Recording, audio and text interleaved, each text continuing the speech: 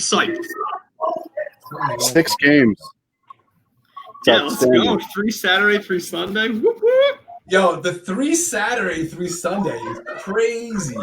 NFL gets it right, man. They know that their audience just like drools at the mouth for wild card weekend and divisional weekend, and adding another game to both of those weekends is crazy. Or 2 games for both of the weekends. Chomping at the bit for action. Yeah, I'm pretty stoked for it. I think you've got, and not only do we have 6 games to play with, but you've got some like really ugly rivalry stuff going on here too. And then you've got all the drama with Washington getting in the way that they did. I mean, you've got a lot going on that I think is going to be, and these guys backing in. Oh man, we got a Bears boy. That's not good for me. That's not good for me. Listen, thankfully we have someone on this that has a dog in the hunt right here, because we don't have any horses in the race. And if the Giants were in this, then this would be a Giants broadcast tonight rather than a more objective 6-game. You know, your Giants will be there. They've got a quarterback, and I think everybody forgets that Barkley missed as much. People forget, you've got a superstar running back that missed a big chunk of time this year, and it didn't take a whole lot to get over the hump in that division. And I think the draft is going to play out really well for them to get what they need. Obviously, I think there will be a lot of trades and there's cap space to consider, but I think anybody looking for a corner is going to want to jump in front of Dallas, and that might play into the Giants having a receiver fall in their lap. So another talk for another day, but I think the Giants are in a good spot. So next year we'll talk Giants playoffs. You've already been analyzing. I get it. But now you got bigger fish to fry, because you're going to have Mitchell Trubisky. Oh, God. Here we go. Take you guys through a Mitchell Palooza. I mean, honestly, though, what's Nick Foles' situation? Because he's known to do some magic in the playoffs. Nick Foles' situation is right guy, right place, right time in Philly. Mediocre everywhere else. I mean, it's one of those situations where he wasn't great in a couple other stops, and it was just lightning in a bottle. He came in for Wentz, and Peterson did a good job of putting him in a position to win. The reality is the Bears' offensive line sucks, and they have not done anything to fix that, at least at the tackle position in the draft in years.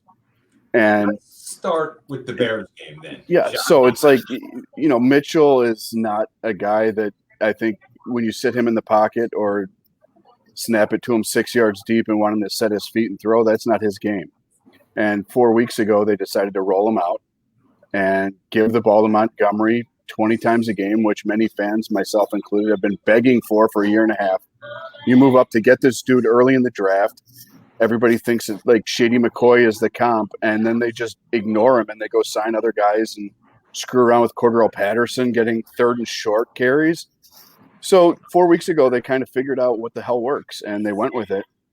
And their offense has been dramatically better. The problem is their defense stopped stopping people.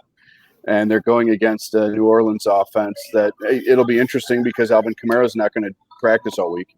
He's going to be a game-time COVID clear. Yeah. But, I mean, if Michael Thomas's legs are there and Kamara is alive, that's a problem for a Bears defense that's been very vulnerable in the past. And I think Sean Payton, much like the coach in Green Bay, does a good job of abusing your weaknesses, and putting good receivers in the slot has killed the Bears this year. So, I think that's going to be something to watch. If Roquan Smith, who had a shoulder problem, came out of the Green Bay game, he's the only linebacker the Bears have that covers anybody out of the backfield. So he's going to be the guy shadowing Kamara. If he's not there, they're screwed. And the offense, I think people forget, they talk about Breeze and the whole quarterback thing and figuring the future out in New Orleans. But that defense is legit. It might be the best defense top to bottom in the NFC. And that's going to be a problem for the Bears. So if you're looking at a prop bet, a team winning by more than 20 this weekend, I think is plus 750. Reverse juju. Saints might be the pick to click on that one, kids. It's the largest spread of the week. It's 9.5 on FanDuel right now. The thing that's interesting to me about this is it's 47.5 on the over-under. I feel like this game in the afternoon in New Orleans, this game is primed to be like very high scoring. For some reason, if I have Matt, you say no? No.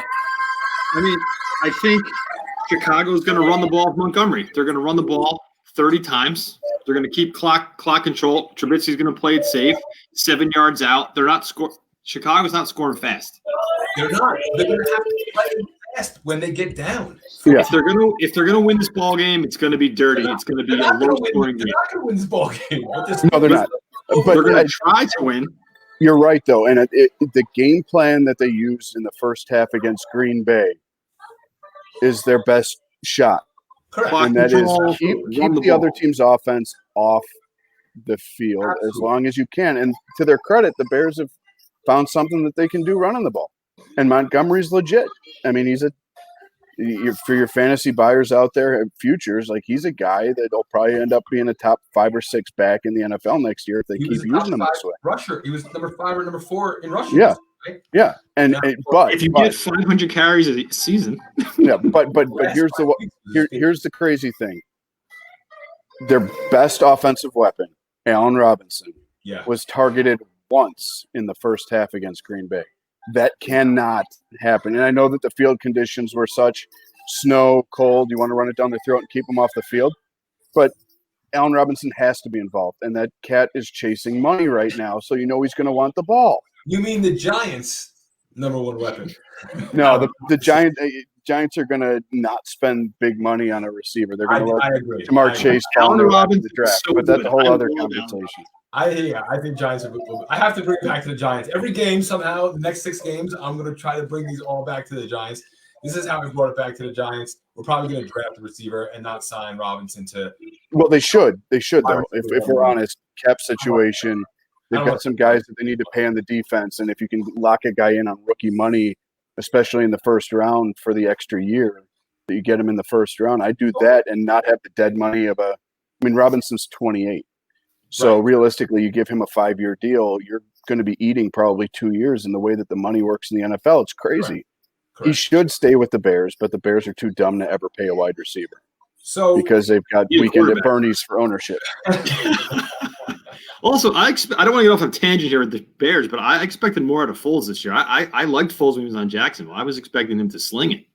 Well, but here's the problem with Foles. He's a stationary quarterback. And when your line sucks, you can't be a pylon back there. Yeah. Also, Tyreek Cohen going down. Tyreek Cohen going down was huge. Well, frankly, I think Tariq Cohen getting hurt helped the offense because he's a really good gimmick player, and they use him in a lot of different ways, but that was taking away from finding an identity, and the identity that they got the last 4 weeks with Montgomery is what's getting them 30 points a game. And so it'll be interesting next year to see how they reintegrate Cohen because unlike Robinson, he got paid like 4 days before he got hurt. But it'll be interesting to see how they reintegrate him. But, yeah, I think the Giants will draft a receiver. They'll be fine. If Allen Robinson – the crazy thing is if Urban Meyer and Trevor Lawrence are in Jacksonville, do they bring a guy like Robinson back? Does he want anything to do with Jacksonville? Because he'd be the perfect – wide receiver for a young quarterback cracking in. Yeah, Jacksonville has talent at the wide receiver position. Yeah. Jacksonville's got wide receivers. All right, so end of the day, we got Tab. He's the editor-in-chief of Elite Sports New York, which obviously I have very close ties to. Tab, you're a Chicago Bears fan. They're in the playoffs. You got Mitchell Trubisky. He's mobile. You have Allen Robinson. He's a lower-tier wide receiver 1. You have David Montgomery, who is a legit running back. Can you beat the Saints? And if you can't, can you cover the 9.5? You can beat the Saints if Khalil Mack gets Drew Brees. That's it.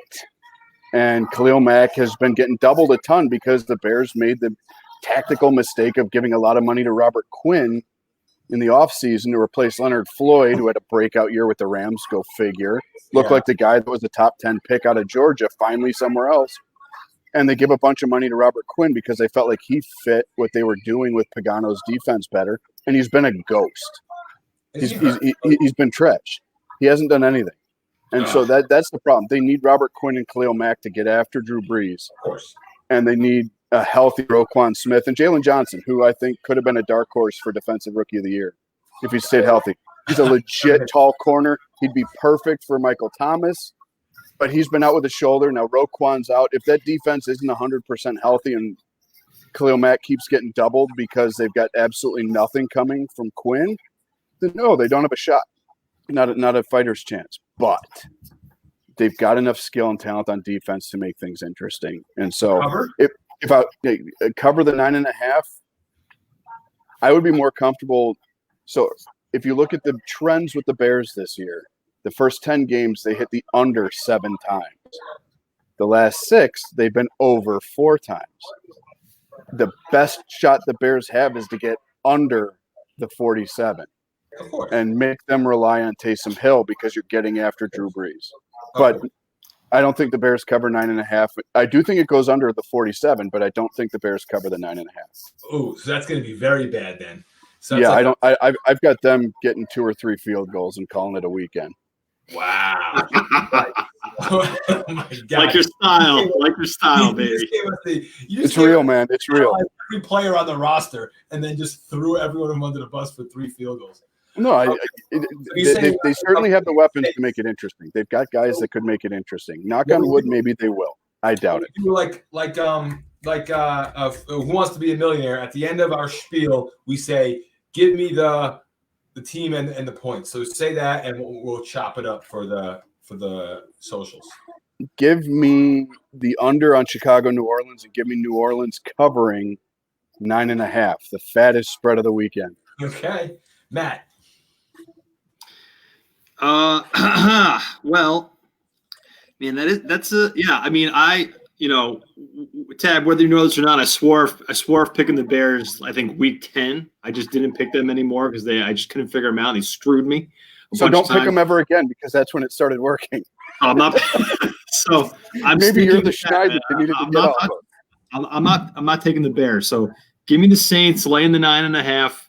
And if we're talking over-unders, I like the under too. I think the spread and the over-under is going to be close, but I like the Saints laying the 9.5, and I like the under 47.5. 27-17 final, something like that. I got 27-9. All right, you got the chalk. You get the chalk boys over here. I'm going to go opposite the chalk boys. I'm taking the Bears to cover, not plus 9.5. Okay. And this is going to be a little more high scoring than you think. It's going to be a little sloppier than you think.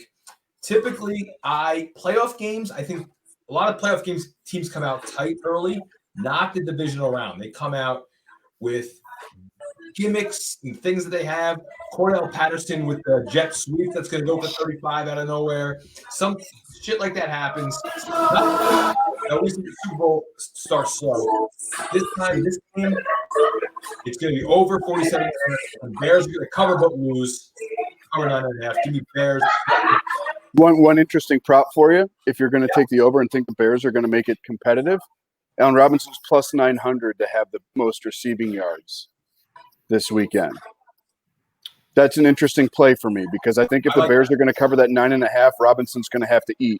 And remember, the boy's a free agent in possibly 3 days. In that game or of all of Wild Card Weekend. Oh, no. All of Wild Card Weekend, if Allen Robinson has the most receiving yards, he's plus 900. No. It's interesting. It's interesting for me looking at some of the other quarterback situations and what other teams might want to do.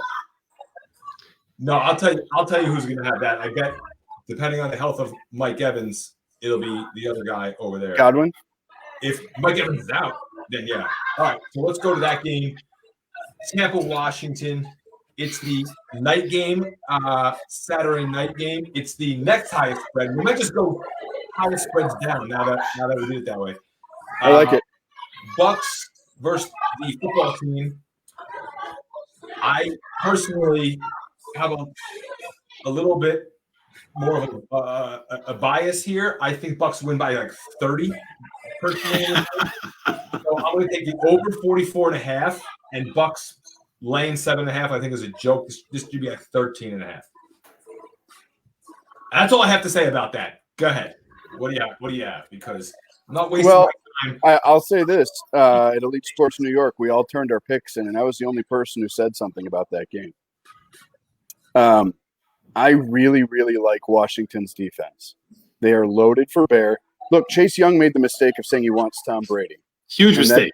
That's a mistake. You don't poke the goat. You poke the Bears because New Orleans is going to do that all weekend, but you don't mess with the goat. But I don't know that Tampa has a line that's going to hold up under the pressure that they're going to bring. And the way that they're getting after the quarterback right now, Chase Young could change everything there because Brady's not going to run away from him. That's the intriguing thing.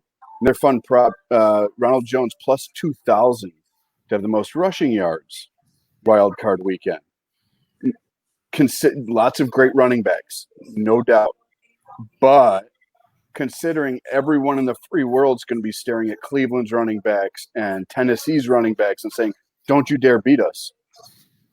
I could see Ronald Jones being the guy that Bruce Arians flips the script and says, Mike Evans has got a little bit of a knee thing going on. Everybody's looking at Godwin, who I think has the second best number for leading the wild card weekend in receiving yards. They're going to be staring at Gronk the whole weekend. I could see Bruce Arians loading up on Ronald Jones early to try and soften up that front and trying to soften up the rush. I'm going to take Washington to not only cover the 8.5, but to win outright. And I'm going to take the under on the 45. 7.5. I would take them to cover 5.5. I'm taking Washington to win the game outright. And I'm going to take the under on the 45. I think this ends up a sloppy, 20-17 game. And I think look, Riverboat Ron's playing with house money right now. You said in a previous show, Mike, it's a Disney movie, right? Yeah. You've got Alex Smith playing with house money. And he gets another crack at it that everybody thought his career was over, and frankly, he was going to lose a leg. And they've got a defense that's young and too naive to know that they're supposed to lose to the GOAT. They want it. I'm taking Washington outright, and I'm taking the under on the 45. Dude, what are you smoking in that thing? Padron 7,000. Christ. Oh, my God. All right. You know what? That's my upset special. Go home, Tabby. I like it. Whatever. That's crazy, but you know what? I like you. You're crazy, but I like you. I hate Ohio State, but I'm going to ride with Chase Young. Crazy. I like you. Crazy. Yeah. All right. Well, a couple things I'd like to address here. First is, where's Stephon Diggs in the receiving yards? That dude's going to light it up. He's like plus 350. I think he's number one. Let's do all this stuff later. We're set. Let's go later. We'll go prop bets later. For this game specifically, I do like Washington plus 7.5. I think their defense is better than people think. I'm hoping it's kind of shitty weather. Things playing to Washington's favor. The only problem is their offense is McKissick is going to have – what's McKissick over under receptions? He's going to have 15 catches. Yes, he's going to be dumping the ball off so much. Yep. But I like Washington plus 7.5. And in that regard, I like the under 44.5 as well. Bucks win by a touchdown. That's fine. Oh, so you get for a half point? You're gonna do it for a half point? Okay. I think that's a good line.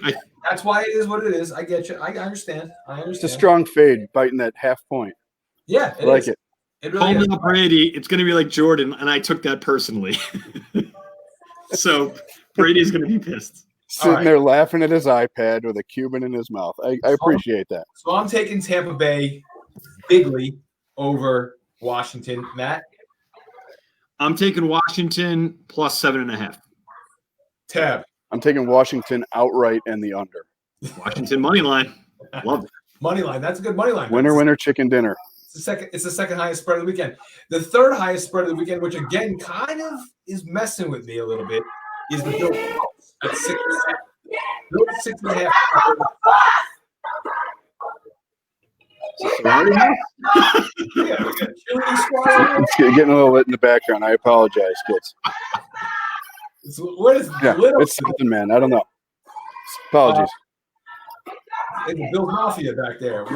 We Bills minus 6.5, I think, is so disrespectful because I think they're the team peaking. They're my Super Bowl winner. I think the Bills crush the Colts. I don't know if the Colts are kind of made with like what's the analogy, like toothpicks and marshmallows. Balsa wood. They're the balsa wood. They're the shop class in junior high. Blue and it looks good. Masking tape and balsa wood. Yeah, and Philip Rivers will give you 2 picks in the fourth Philip quarter. Rivers. Exactly. Philip Rivers will lose you a game. Bills are up like 31-10, and then Rivers has to do a workout and winning by like 20. Bills minus over on the Yeah. We're really getting it here, kids. I apologize.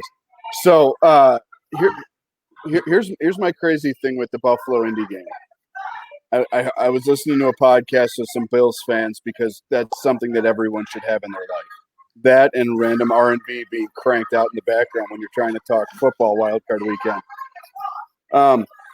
Who is the coach of the Indianapolis Colts? Frank Wright. So the prodigal son returns to Buffalo, but here's my real deal here though. I really like Taylor.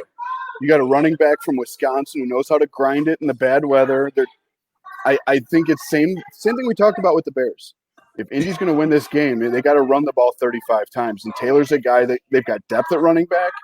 They could grind it out and just take the ball out of Phillips' hands. All of that being said, Mike, I am with you. This is a blowout. This is a game that you go get lunch at halftime because the second half it ain't a show. I think Josh Allen throws for 350, and I think this is a 24-point crush. What?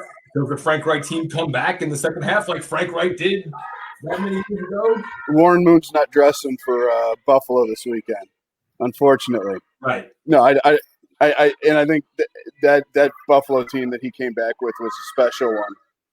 Philip Rivers ain't Frank Wright. You're right. He was.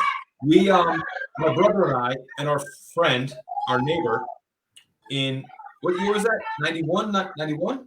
91, yeah. 91? Yeah. We watched the first half. We would go out. We go in the backyard. We're playing football. And my dad is still watching the game in the basement. And he, we have a basement window that's like ground level. And he goes, "Hey guys, you should come back in and watch this. They're coming back." I'm like, yeah, no way.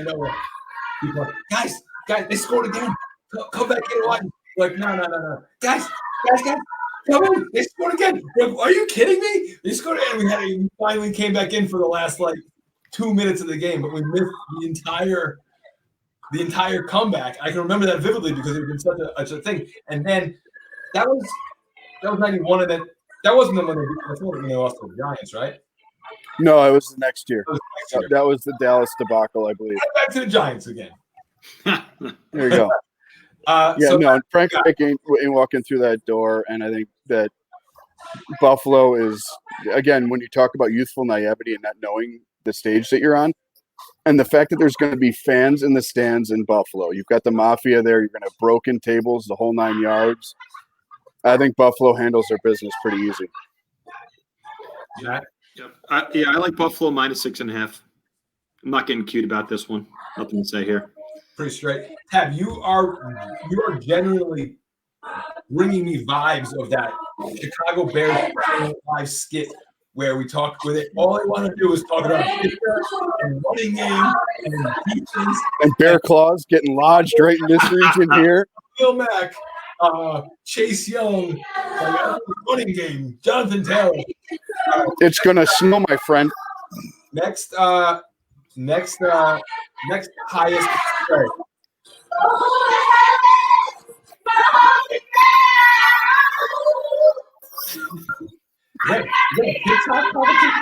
We got like a full-blown festival happening right now. This is like, I don't know. That audio is coming through your Yeah. They just decided to crank it up and have a revival in the background here. So I apologize. We got a little soul happening on the wild card picks. That's what editing is for, my friend. It's legitimately the loudest I think the cigar lounge has ever been. Of course. Listen, that's a good place to go after. Yeah. This is where we watch the Bears lose this weekend. When I'm in Chicago, I'm a Twin Anchors guy. This is what we do. We smoke cigars, we drink bourbon, and we watch running games and defensive linemen. Love it. He's a generational player. So say it again. I'm losing my earbuds. All right, Browns Steelers is the next game.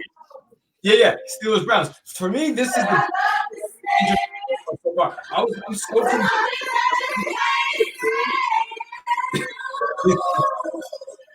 This game is wins. I think we can all agree who's winning.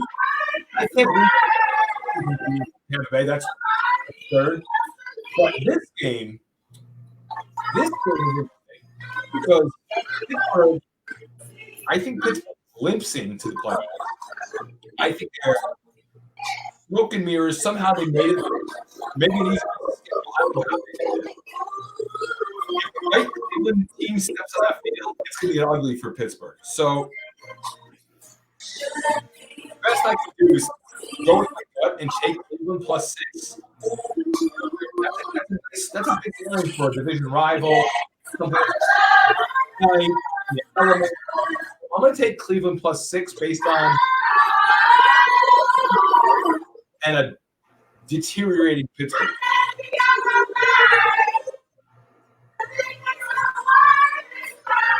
Let's try this. This is outstanding. There's a mute button. Let's try. Yes, there is. Until you talk. Yeah, let me do that because it's loud in here. Now I don't have to. I felt like I was screaming before. That was loud. No, we're having a full-blown tryout for the remix of Beyonce's movie here. So after that karaoke party is finished, like between karaoke songs, unmute and then give us your piece. So here's where I'm at. I'm with you. I think Pittsburgh is, as far as like getting in ugly, I think the Rams are the only team that got in uglier than Pittsburgh.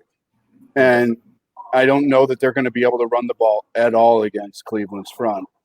I like Cleveland covering the 6, and I actually like the over on the 47.5. I think Cleveland's going to walk in and Baker's just going to sling it.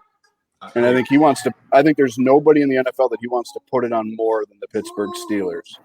100% agreed. And I think there's bad blood there, and I think Myles Garrett's got something to prove. So I think Myles Garrett's going to get after it, and I think Ben's going to have problems. So I'm going to take Cleveland to cover, not only cover, but I'm going to take Cleveland to win outright, and I'm going to take the over. I like that. That's the first time I've agreed with you, except for one point about you saying that Pittsburgh is the team that limped in the most. No. Washington got the luckiest way into the playoffs I've ever seen in my life. Washington didn't limp in. They got pushed into the playoffs in a wheelchair.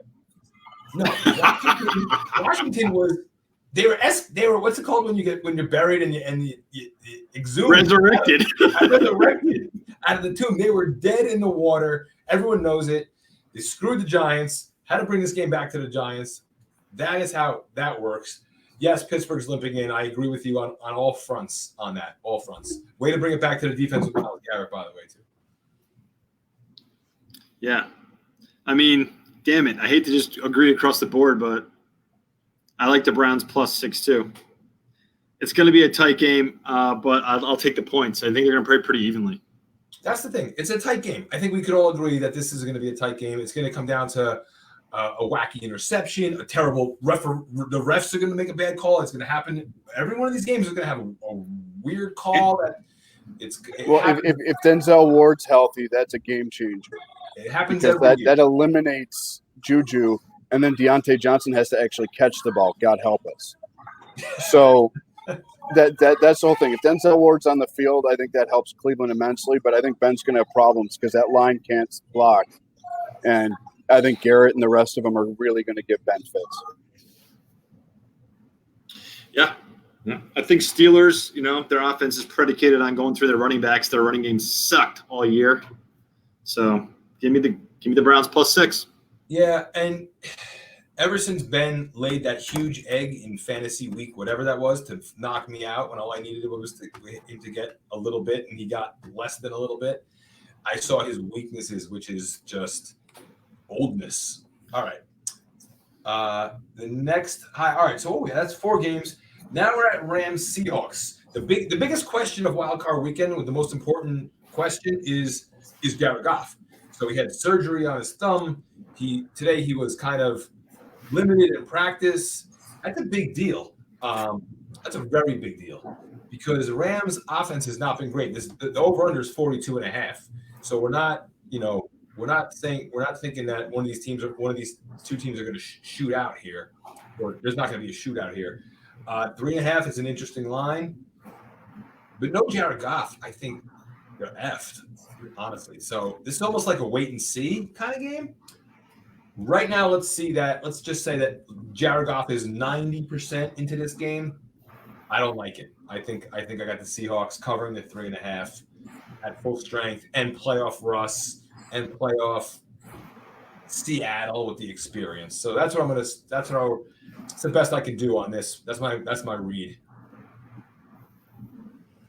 Yeah, I mean, I think they said even if Goff was healthy, there's a possibility that they might not start him because the other dude was just – they might have to design runs for that guy. That guy was fast as hell, wasn't he? He was good. They won, right? Weatherford or whatever. But who's number one receiver at Wake Forest is the Bachelor, by the way. Is that right? That fun factor in the game. His number one weapon at Wake Forest is the guy who's the Bachelor now. So maybe he'll be the most famous guy on that roster by the end of the weekend. I know they said they got cut back from COVID. I mean, the Rams will be at full strength with questionable Goff. Last week I said in these Rams games, whatever my gut initially said, do the opposite when it comes to the Rams. So I'm sticking with that. So my gut says Seahawks, but I'm going opposite when it comes to the Rams games. So give me the Rams plus 3.5 in this game. Really? So there's an injury that I'm more worried about than Jared Goff, and that's Jamal Adams. You talk about a dude that wants this, who's driven to excel on the biggest stage. If he plays, I don't care if Goff is out there. Frankly, it's probably better for Seattle because Goff will try to force it. Goff has been terrible for most of his career. Fluky. He had one fluky season. I mean, the other thing is Tyler Lockett got reintegrated into the offense. They stopped relying exclusively on DK, and DK and Lockett started to get off. So I think Lockett's the whole wild card here because Ramsey's going to be on DK because that's what everybody signs up to watch. Best corner on best receiver. Go eat, kids. So I think Russ knows that, and Russ will feed Lockett. So I like Seattle to cover. I'm feeling the under, even though 42.5 is not a big number. Just not knowing what the quarterback situation is going to be for LA and the defense for LA just being really good. I can see this being another like 20-17, 21-17 type game with the Seahawks edging it out and covering that 3.5. You know what's crazy is that I think that out of all these games, that's the lowest over-under, by the way, at 42.5. And that's the one I may think is going to come in most under. An amazing tab that you didn't bring up Aaron Donald. That's the first time you didn't bring out the number one defensive lineman for one of these teams. Well, I also think you got to get the sex appeal with the DBs, Mike. Got to get sex appeal with the corners. And Jalen would tell me about it if I didn't bring Ramsey up. You're forgetting that the Seattle defense is horrible. That's true. Horrible. They're going to get shredded. They have no backfield, right? Or they have no. That's why he said Jamal Adams. I mean, I get it. Akers is playing on one leg. Kupp is coming off COVID. Ronald, Woods doesn't run away from people. He's a possession guy. So, this is the right offense for Seattle's mediocre defense to get in the first round. It really is. We should look up a player prop Higbee receptions or yards. That dude's going to go off. Higbee time, boys. I like that. All right. Then the last game, which I think is definitely the most interesting, and of course it is because it's the lowest spread of the weekend, and I think that's what we're all watching, is Ravens-Titans. And before I even looked at this line, before I even got into analyzing this weekend, I was like, Ravens are winning. I have the Ravens winning. And I actually thought the Ravens would be dogs in this. But I guess that more people are thinking the same way I'm thinking. So Ravens are -3. These are the two best players in this weekend. You have Lamar Jackson and Derrick Henry. They're the two best players, offensive players in this weekend. And it's going to be, what can Lamar do? What can Derrick Henry do? And your rushing yard prop thing with whoever it was, Ronald Jones, Tampa. Excuse me, that was terrible. I'm going to edit that out. That's terrible because you have Derrick Henry and Lamar Jackson. Both of those guys are going to have more than Ronald Jones. I'll put that. We'll do a little side bet. And I think the Ravens win because Lamar Jackson is a freak of nature. And unless Derrick Henry goes for another 230, I don't think that the Tennessee defense can hold what this Ravens. I don't know if they're going to cover. I don't know, but Ravens are winning this game. Give me Ravens -3. I don't know. So I know that my pick of the Washington football team was bold. Here's my second bold statement for Wild Card Weekend. The leading rusher in the Tennessee-Baltimore game will be J.K. Dobbins, who's plus 750 to have the most rushing yards this weekend. I think that there's the narrative that Lamar Jackson struggles in the postseason. Fine. There's also the how do we beat Derrick Henry? We don't let Derrick Henry touch the ball narrative. And I think that Baltimore will load up on Derrick Henry, and that makes guys like Corey Davis, free agent to be, and A.J. Brown more dangerous because I think you're going to see Tennessee come out and try and establish the pass early, knowing that they're going to lock up on Derrick Henry like the Chicago Bears did. So, second bold statement of the weekend, J.K. Dobbins has the most rushing yards in that game. And I'm going to take Tennessee to win that game outright. And I like the under on the 55. I think if both teams are looking to run the ball like crazy, I'm not going to go big on that. I think that's an under for me. That's an under for me as well. 54.5. That's interesting. That's the highest. It's the highest over under and the lowest spread. I don't know. Take for that what you will. I feel like the bookies got the over-under flipped with the Baltimore Indy and Buffalo Indy and Baltimore Tennessee. There's no way that Indy Buffalo, the way those teams chuck it around the yard, should be lower than the two teams that are going to try and have it be a 6-possession game. Right, with the best running back in football, and almost But the thing is, the Ravens have a great run D. They're like 8 or 9 in the NFL in yards per game this year. So I don't know how much they have to change that plan, that scheme to kind of clock Henry. Obviously, you have to make a little exception for a guy who had 2,000 yards and who eats toward the end of the season. It's going to be a big difference. I mean, that is bold with Dobbins. I like Dobbins. They have a lot of weapons, though. They got Gus Edwards, who comes in for a couple series at a time. Lamar. Harbaugh's been talking Dobbins up for the last 3 weeks. Which probably breaks his brother's heart at Michigan. But he's been loving Dobbins. They've been feeding him, and I think that Harbaugh's going to want to show that he's got the best running back on the field, and it's not the guy throwing the ball. I think he's going to try and isolate and protect Lamar Jackson by feeding Dobbins a lot early. Yeah, and the fact that Lamar Jackson is not currently not doing great in his passer rating and not having a great time throwing the ball. You brought up Higbee. Watch out for Mark Andrews, by the way. There's your tight end pick to click. This is what I think. I think the MVP of this game is going to be Ryan Tannehill. He can sling, man. And if they're going to load the box against Henry, he can dish it out to Corey Davis. He can dish it out to Geno Smith. He's going to dish it out to A.J. Brown. And he can run. Tannehill is the key for the Titans. They're going to put 8 in the box against the Ravens. They're going to shadow Lamar Jackson. They're going to play the run against Dobbins. Titans' weakness is the pass. That's their defense is weak against the pass. They're going to make Lamar Jackson throw the ball. He's not that accurate. He's not that great. Mark Andrews probably get a shit ton of targets. But in a game like this, playoffs, it'll be a close game, but I like Tennessee +3 here. I think they handle the Ravens okay. My gut, listen, my normal stuff, normally throughout the season on games like this, rival-ish type of teams, close spreads, I always just take the dog because I really can't consider. But this time I'm taking the opposite. I just think Lamar Jackson's the best player on the field. Derrick Henry is his second best player on the field. And I just go with that. I'm personally just going with that. So that's what we have. We're wrapping up on the 6 games wild card special. We have Tab Bamford. Do people just mess up your name all the time? Do they say like Tam? That's why I just go by Tab Tam Bamford with the R&B music in the background. I want to when I say your name, I want to put on an accent like Tam Bamford. Tam Bamford, Chicago, Illinois. Here, Mike Ditka, Walter Payton's Sweetness. Play, you got the Walter Payton. Get it right.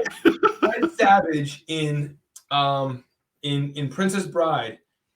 Fred Savage was in Chicago. He had all the stuff. Yes. He had the luscious 80s old mesh Rydell Bears jersey on while he was being read the book by Grandpa. I think he had the fridge on the wall as well.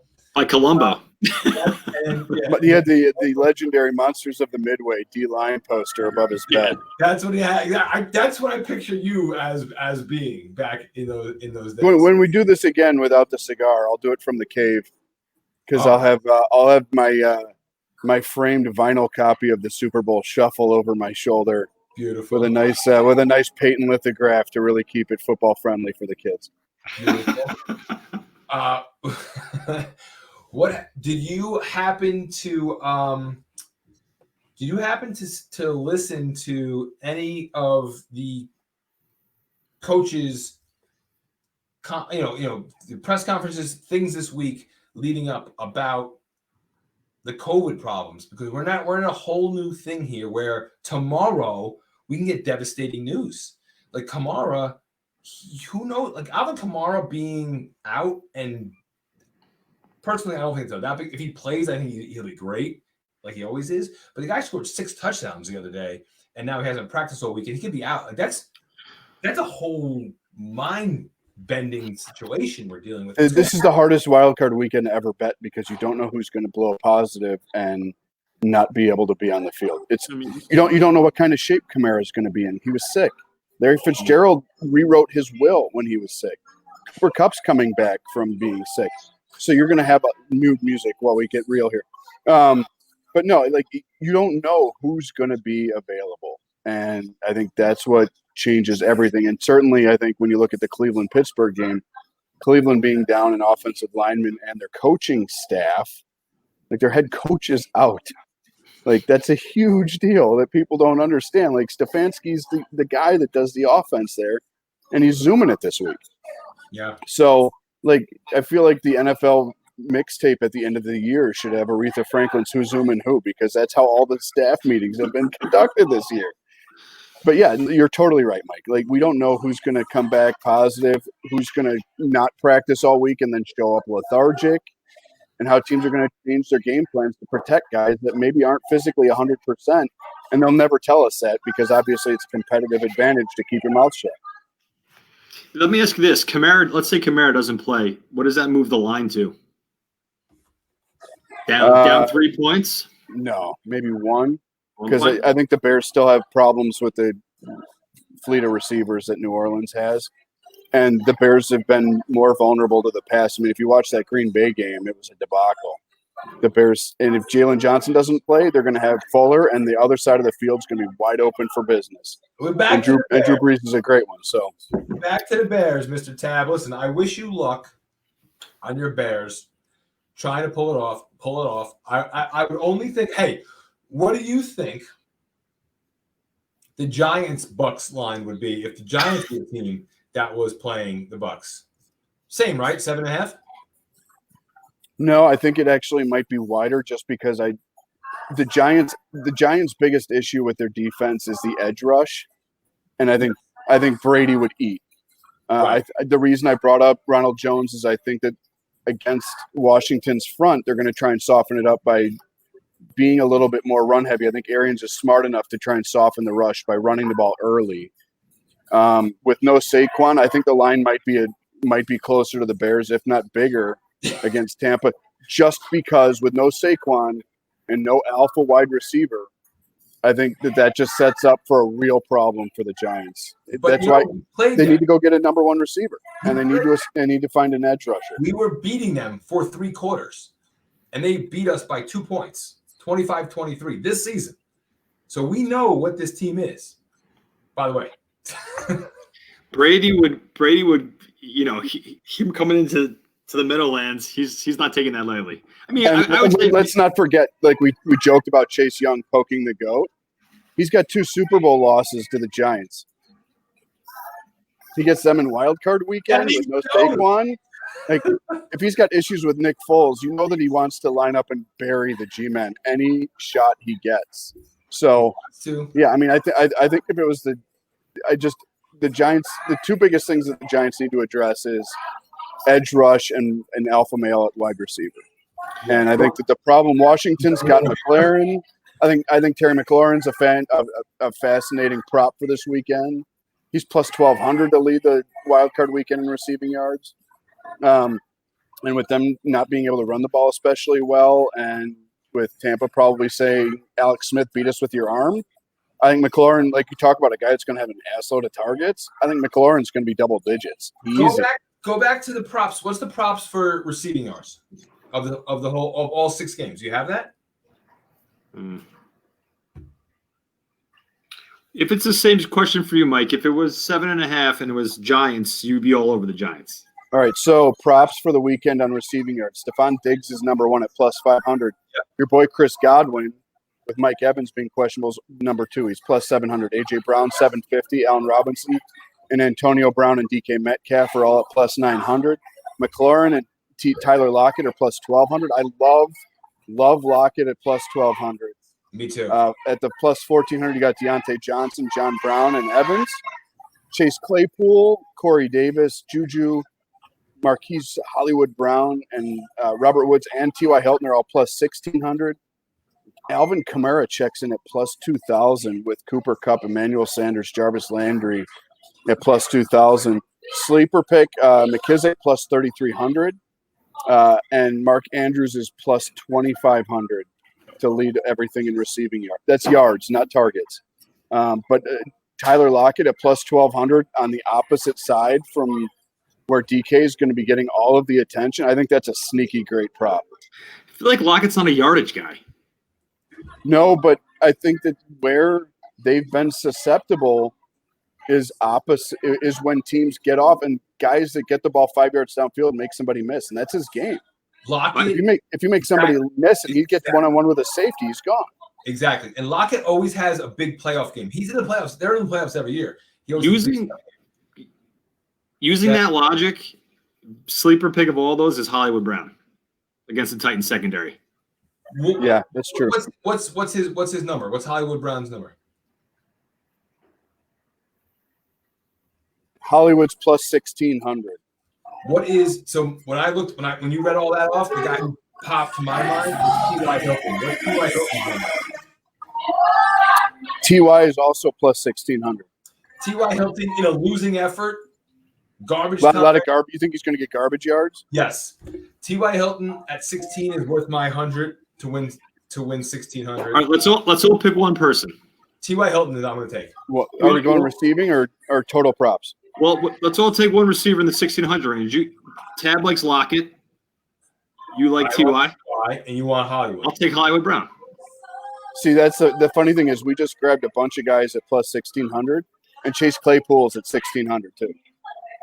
I like Claypool at 1,600. He interests me. He interests me that he doesn't have the best number on Pittsburgh's receiving corps. I'd take him over Deontay, and Deontay's got the better number. I would take Deontay yardage wise. No, he's got to catch the ball to get the yards. There's too much. Pittsburgh. Those are talented receivers, but there's 3 of them. There's just too much ball. There's not enough ball. I like that. I like Ty on that one. And then why don't we do the same thing with rushing yards? Okay. Because it's got to be. All right, so rushing yards. Derrick Henry's plus 125. Nick Chubb plus 350. Jonathan Taylor plus 475. Dobbins, my guy, at plus 750. 3 at 1,000. Cam Akers, Chris Carson, and my other guy, David Montgomery, plus 1,000. Kamara's only plus 1,200 with Antonio Gibson. James Conner's 1,400. Lamar Jackson's plus 1,400. Ronald Jones plus 2,000. Devin Singletary plus 2,500. And my if I was going to swing big for the fences this weekend, Kareem Hunt plus 2,500 to lead wild card weekend in rushing yards. That is a Change of pace guy, but he's a home run hitter. And I think if they load up on Chubb and he comes in and they back off. That's also a Nick Chubb ankle injury play right there as well. Yeah, I mean, plus 2,500, you throw a little coin at it and see what happens. Right. What's And like I said, he's always a home run hitter. Say it again.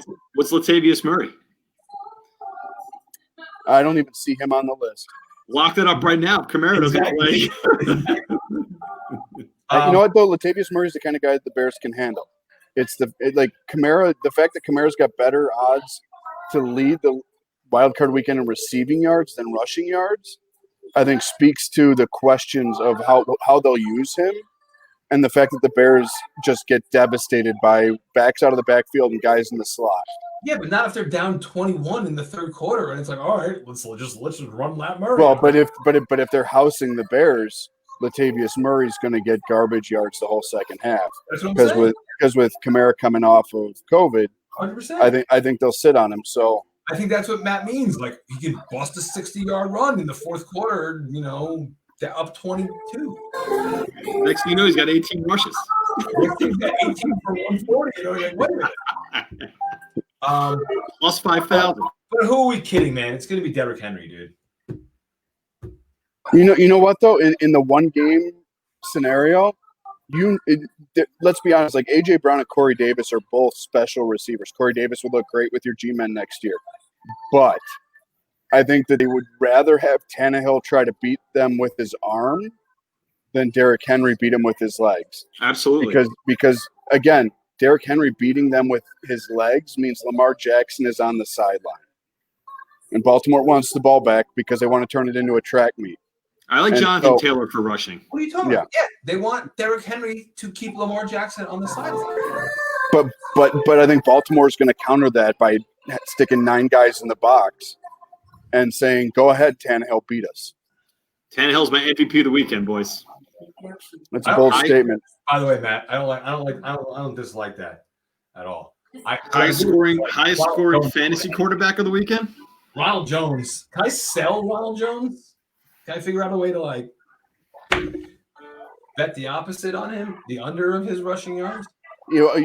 Again, this is rushing yards. This isn't Leonard Fournette fumbling twice and vulturing a touchdown. All right, what about passing yards? What about QB's passing yards props? All right, let me pull that up real quick. And then we'll let you go, Tab. We have had Tab Bamford on the line with us for the better part of an hour here, talking everything. We've gone over all 6 games, and now going over some awesome props. I mean, dude, Saturday morning, I'm going to wake up, and I'm going to be like, it's going to be the longest whatever between when I wake up and 1 o'clock. Yeah. Here's a prop. And then Sunday, you try to win it all back. J.D. McKissick, 4.5 catches. What? Oh, yeah. Oh, my gosh, yeah. Is that true? Overs plus 100. That's easy money. Smoke them if you got them. All right, passing yards. So I'll give each one of you $1 if you can tell me who's got the fattest number. Who's the odds-on favorite to lead wild card weekend in passing yards? That would be. I know who it is. Hold on, dude. All right, you take your guess. Don't say it. Let me get my guess in. Don't say it? Well, you can say it, but don't tell me the answer, Tab. Who you got, Mike? Phillip Rivers. No. Josh Allen, I bet. No. Well, he wouldn't have said that it was Josh Allen. He obvious. Josh Allen's at plus 450. Second, Tom Brady is plus 250. Big Ben's plus 600. Drew Brees 700. Tannehill plus 750. Out Washington, you idiots. Tannehill. Rivers is plus 800. Start again. Russell Wilson cooking in the kitchen's plus 900. The Rams quarterbacks, whoever the hell it might be, is plus 1,000 in front of Lamar Jackson, Baker Mayfield, and my guy Mitchell Trubisky plus 1,400. Here's the crazy thing: the Rams quarterbacks are plus 1,000. Alex Smith is plus 2,200. Jesus. Against Tampa's defense, everyone is just trashing Alex Smith. What's Phil Rivers? Phil Rivers is plus 800. 800? Damn, that's not good enough. because him plus Ty in a little stack is the way to go. I'm telling you, because they're gonna get that's a shootout. I'm changing my tune on that game, Bills Colts game. That's a high scoring game. Bills are still gonna win by 20, but it's gonna be like 51-31. You see, but again, it goes back to you got one game to win. How are you going to win it? And I would bet Taylor to lead the weekend in rushing yards before I would bet Phillip Rivers to lead it in passing yards, because Taylor's going to keep Josh Allen and Stephon Diggs off the field. Incorrect. And I don't know that they can chuck with the guys that they've got in Buffalo. No. I think they might have to. I think you're right. I think it's a big time scoring game. I'm over the hell on that over-under number, but I think Frank Reich knows that Jonathan Taylor's been a beast for the last month, and he's going to feed him just to try and keep Josh Allen off the field. They haven't played anyone like Buffalo in the last month. Buffalo's run D is weak. Their passing D is better, so they're going to run the ball. The Colts are going to run the ball. It fascinates me that against Washington's defensive front, Tom Brady's got the best number there. Like I don't see it. Washington can't. You know how many series Brady's going to get? The offense can't even stay on the field. The Bucs have a great defense, just as good as Washington. Yeah, I do like Tampa's defense a lot, but I think Tampa is. That's why I like Jones. I think if they handle their business and they beat the snot out of Washington, Jones is going to get a ton of touches in the second half. If they get big, like a lot of people think, and they're going to cover that fat number of 7.5, and it's going to be a blowout, then Ronald Jones is going to get a lot of garbage carries. Because they want to keep the goat. Yeah, they want to keep the goat on his feet. It's McKissick time, boys. Put all your money on McKissick.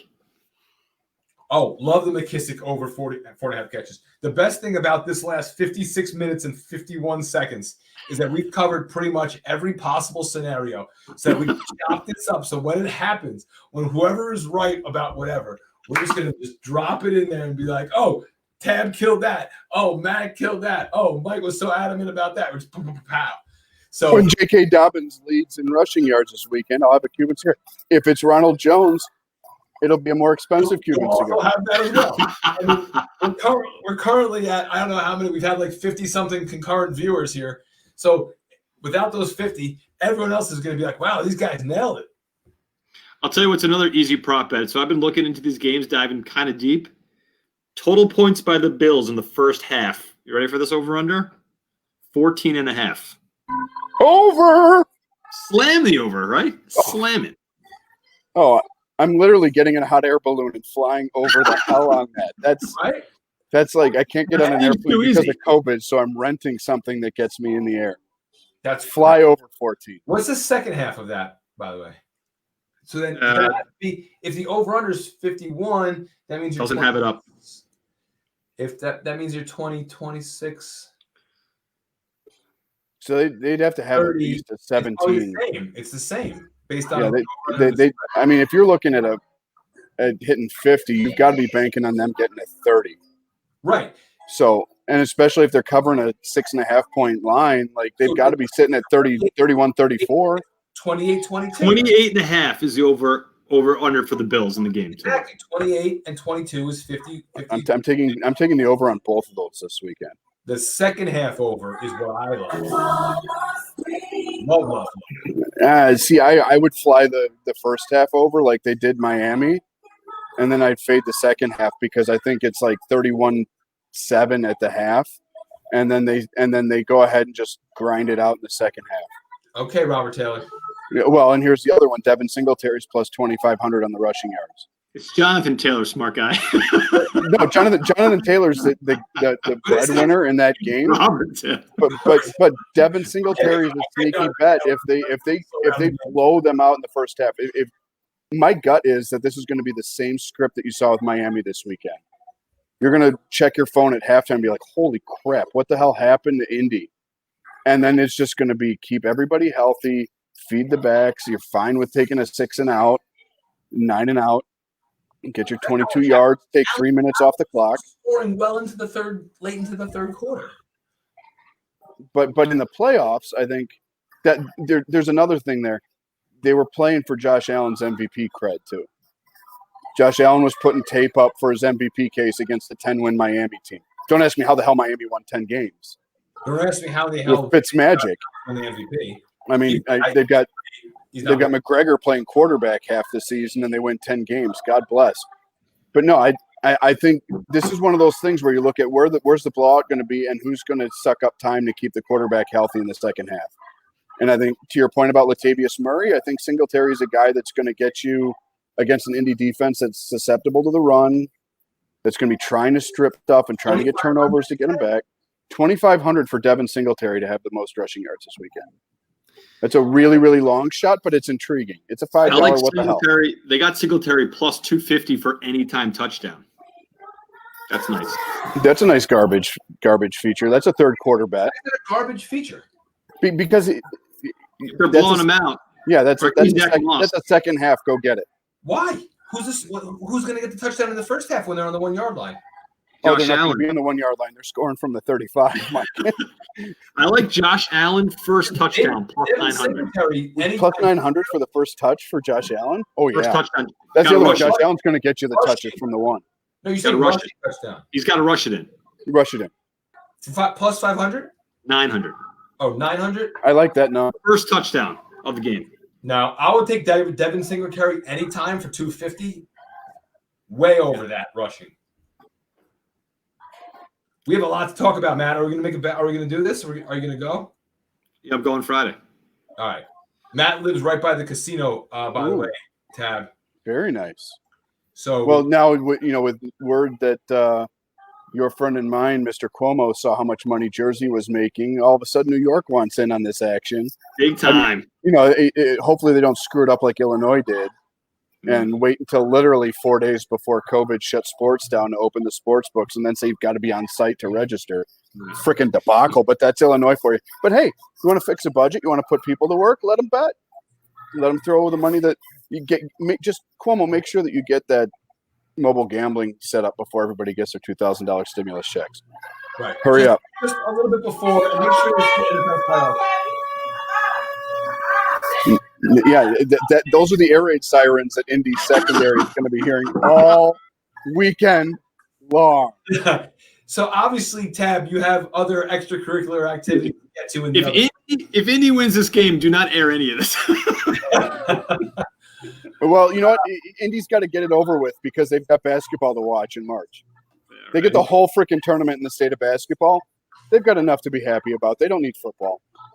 This might be Singletary 2 touchdowns is plus 1,800. Bills winning by 2. Singletary 2 touchdowns. No, plus 1,800. I mean, that would cover your second half 14, Mike. That's not bad. I really think Buffalo. I think it's like 31-10 at halftime, and I think they just shut it down, put it in neutral, and run it down their throat in the second half. Doesn't mean they're going to get close to the goal line, though. If they're throwing, they have much more chances to get down there. I feel like playoff football, there's no neutral. That also. That's true.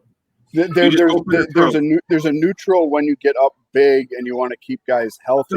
31-10 against Phillip Rivers and T.Y. Hilton, who are both going to lead the weekend in passing and receiving, is not going to be neutral. There we go. 21 against a Frank Reich. I do think the Bills will. The Bills will be painfully aware that Frank Reich is on the other side. That's the thing. You never put it in neutral if Frank Reich is on the other side. And if Taylor leads the weekend in rushing yards, this is all moot because he's doing his job. Allen's on the sideline, and they got to chuck the whole weekend. And you called it, and we put it up there in a nice little 30-second clip where you were correct. Everybody can look smart. Now we all got to go back and flip the opposite of our picture real quick so we can selectively edit. Yeah. It's like, what the hell did I just say? I'm going to send this. All right, we're cool. We're good. We did it. The Fade Parade, wild card special, yelling at each other, all the different picks. We've covered everything. Background music, because why not? The only thing that we all agreed upon the Browns Steelers was the only one we didn't get too deep into. We got into pretty much all Steelers, Seahawks, Rams. We didn't get too deep into, but that's okay. But we really went in on about 10 minutes on each of these games, which was fantastic. So good luck to you all in your bets. Good luck to everyone out there in gambling world. May your wallets live long and prosper. May your wallets live past wild card weekend at the very least.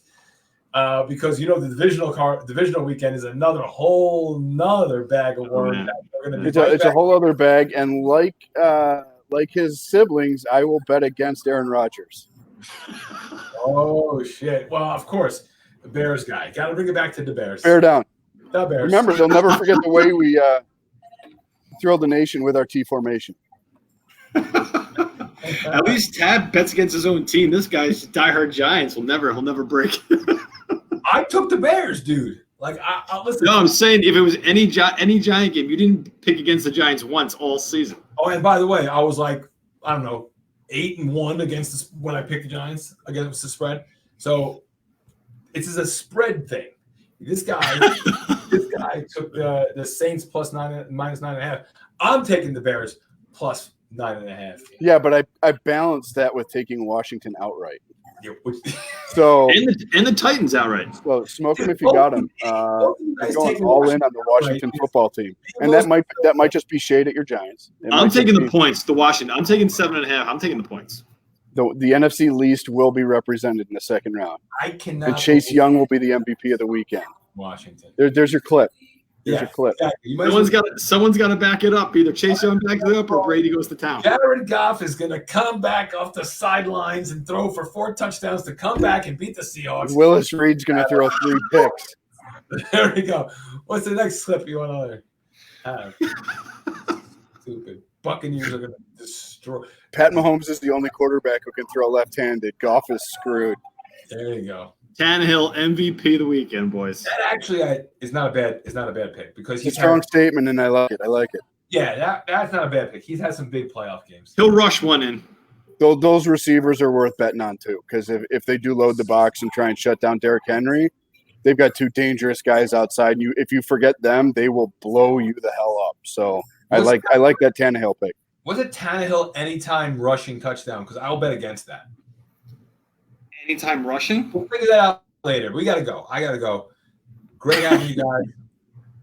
The Fade Parade lives on. Hopefully that some of our picks make sense that we look like. Every weekend, one of us has been over 500. So that's a great nod to what we've been learning. Here we go. Tannehill plus 240. All right. So I will give you the 240 against 100 because I don't think he's going to have a rushing TD. Anytime rushing touchdown. Actually, I'll give you straight up with the who's the other guy you said Singletary. What? Can we do that? Anytime. Parlay a Singletary with a Tannehill. Singletary. I'll give you Tannehill. And if they both score, then it equals out. If they both don't, it equals out. And if one of them does, then that person. Well, if I'm picking between Singletary and Tannehill for anytime touchdown, I would take Singletary. Incorrect. The odds say it's the other way because Singletary's 250, Tannehill's 240. That's weird. Interesting. Derrick Henry 550 first touchdown. Higher than I thought. Really? That's fascinating because that feels like Baltimore wins the toss and defers, and Derrick Henry just made you money. There's every bet you've said, I'm like, yep, that's a done deal. We are going to be so rich on Monday. It's going to be Ravens get the ball first. They kick a field goal. Then Tannehill's first touchdown score, or then Henry's the first touchdown score. My overall pick to click for the weekend, with all the fun numbers that I've thrown out there, I'm going to say the guy that you should go throw your $10 on this weekend, Tyler Lockett leading wildcard weekend receiving yards at plus 1,200. I love that number, and with Ramsey blanketing DK, I think Lockett finds you like a 70-yard touchdown and ends up with like a $125. 5 catches for 125 and a touch. And one of them's a haymaker. I would say to lead the weekend, you got to be over 125, and that's going to be Stephon Diggs. It's going to be Diggs. Or A.J. Brown. If your Tannehill play hits, it's because A.J. Brown blew up. Right. AJ's the guy. I mean, Corey Davis is a really nice complimentary guy, but I feel like Russ is going to realize that that DK is going to be blanketed, and they'll try to force it a couple times and it won't work. And then Lockett's just going to be your dude, and he's going to hit a home run at some point on the opposite side from Ramsey. It's Stephon Diggs. It's maybe Godwin. maybe if there's no Evans, maybe Godwin. And if not, I'm telling you, dude, T.Y. What? Hollywood's going to catch two receptions for 160 yards and 2 touchdowns. Yeah, that would be the only way he would do it either. I'm telling you, watch it end up being like Mark Andrews has like 37 catches for 200 yards. It's going to be McKissick, 30 catches. He'll have 5 catches for 100. That might be the one that I think, Matt, might be the most unbelievable lock. The 4.5 catches from McKissick. Yeah. I think his yards were like 31. I think it was like 31 receiving yards. 4.5 for 31 feels like the easiest over in the history of betting. That's bizarre. Well, second easiest to the Bears not covering against New Orleans. The only thing is that gives me like a little bit of pause is that the Bucs linebackers are good. They're fast. That's the only thing they could be tracking them down. But yeah, other than that, that's a lock.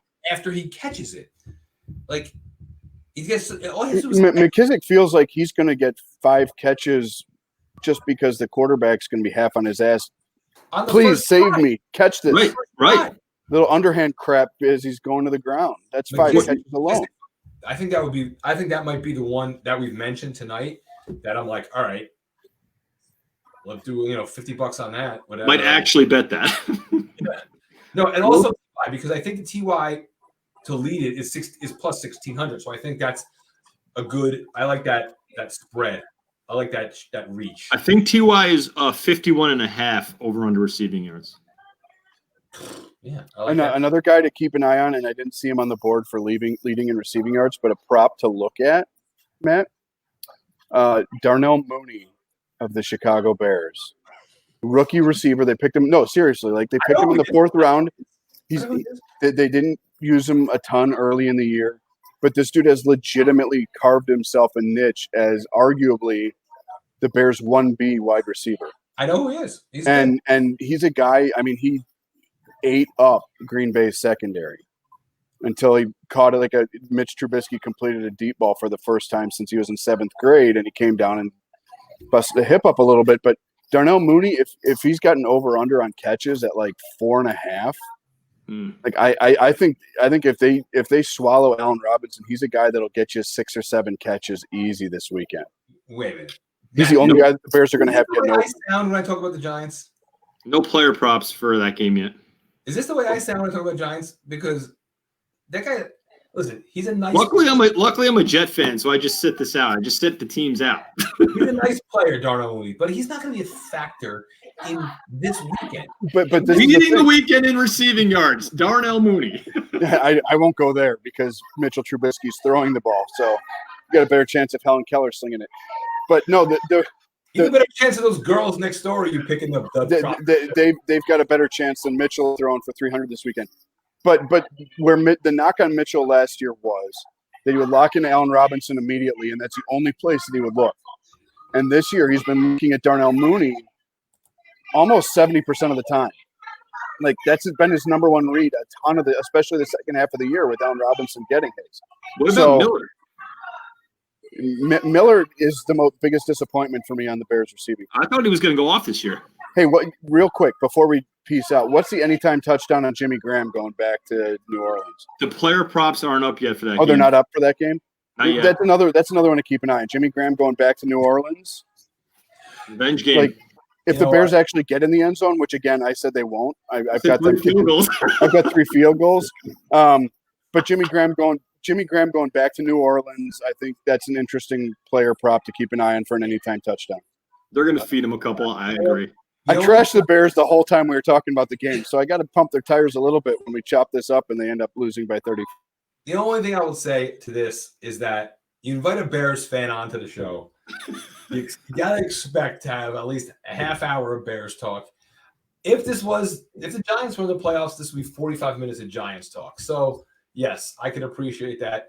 Darnell Mooney, Jimmy Graham, what the hell are you talking about? No. What I'm talking about is Jimmy Graham. When the Bears want to compete, he looks at Jimmy Graham in the red zone, and he's going back to New Orleans. So there's the whole resurrection story. If he wants to go back to his old stomping grounds and look legit, don't ask him to block. God help us if they ask him to block. But I think he could get you an anytime touchdown. It's an interesting play. And I think Darnell Mooney probably keep an eye on it because I think he gets you 5 catches this weekend. I really do.